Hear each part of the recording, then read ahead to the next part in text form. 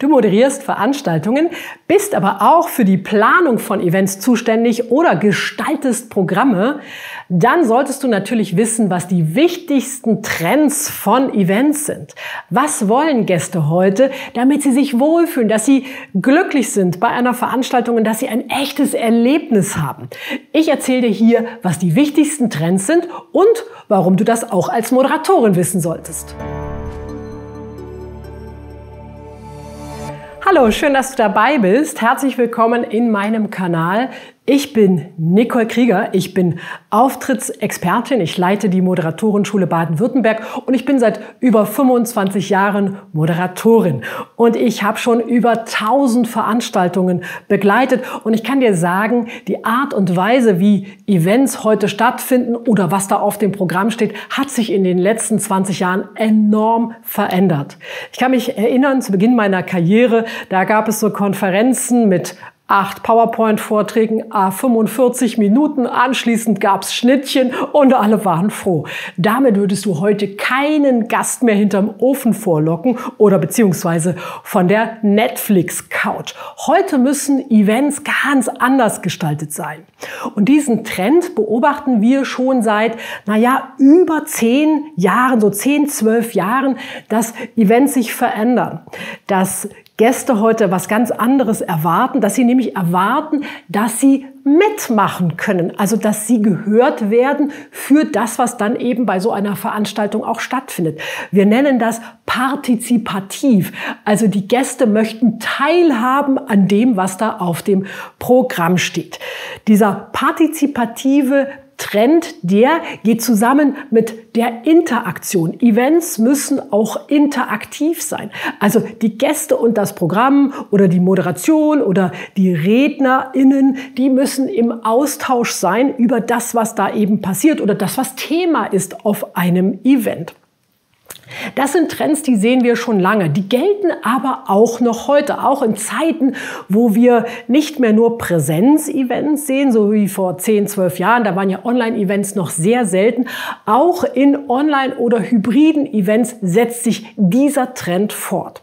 Aber es gibt noch weitere Trends, die seit der Covid-Pandemie existieren. So haben wir das zumindest in unserem Expertengremium festgestellt.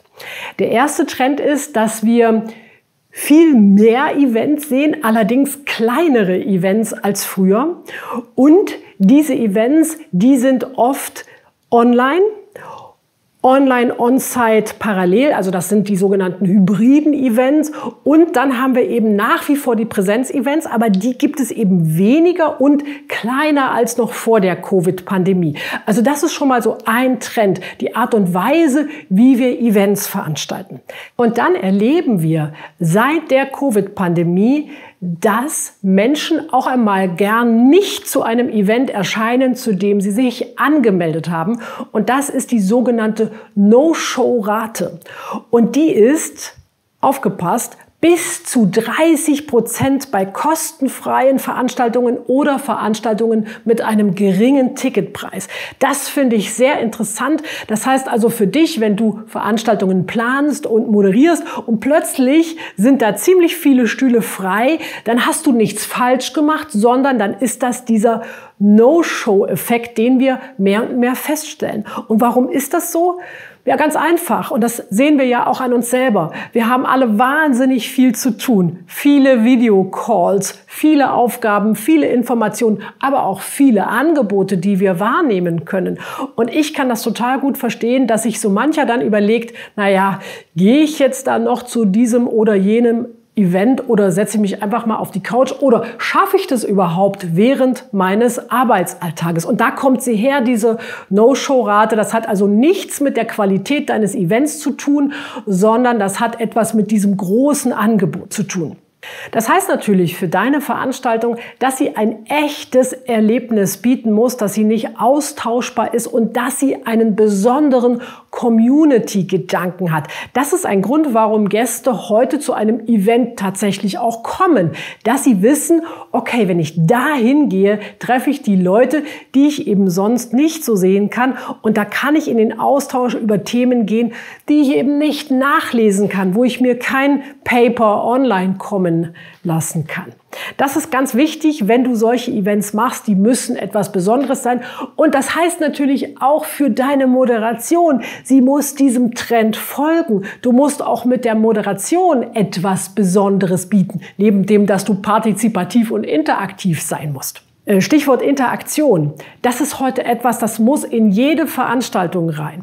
Und wenn dich das Thema mehr interessiert, dann habe ich für dich hier nochmal jede Menge Informationen zusammengestellt, wie du deine Veranstaltung interaktiver und interessanter machen kannst. Wir haben eine tolle Methodensammlung. Klick dich gerne mal da rein. Ein weiterer Trend ist die sogenannte Workshopisierung, also dass die Gäste bei einer Veranstaltung miteinander arbeiten, dass sie zu gemeinsamen Ergebnissen kommen, sei es um kreativere Ideen oder Lösungen zu finden oder tatsächlich an einem Unternehmen weiterzuarbeiten. Das sehe ich heute in fast jeder Tagesveranstaltung, dass da irgendein kleines Workshop-Element drin ist, oder auch gerade bei öffentlichen Community-Veranstaltungen findet so etwas auch meistens statt. Und da kommen natürlich die vielen altbekannten Workshop-Methoden ins Spiel, aber auch viele neue. Eine bewährte ist dann sowas wie die World Café-Methode. Auch dazu haben wir ganz tolles Material, einen tollen Online-Kurs hier bei uns im Programm. Klick dich gerne mal rein. Da erfährst du, wie du sowas planst und erfolgreich durchführst, eben im Rahmen einer Veranstaltung, die diesem neuen Trend oder diesen neuen Trends folgt. Und wenn du in Zukunft deine Veranstaltung planst und sie erfolgreich moderieren willst, dann bedenke eben, dass es diese Strömungen gibt und schau, dass du sie unbedingt in deiner Moderation und in deinem Programm mit einbaust.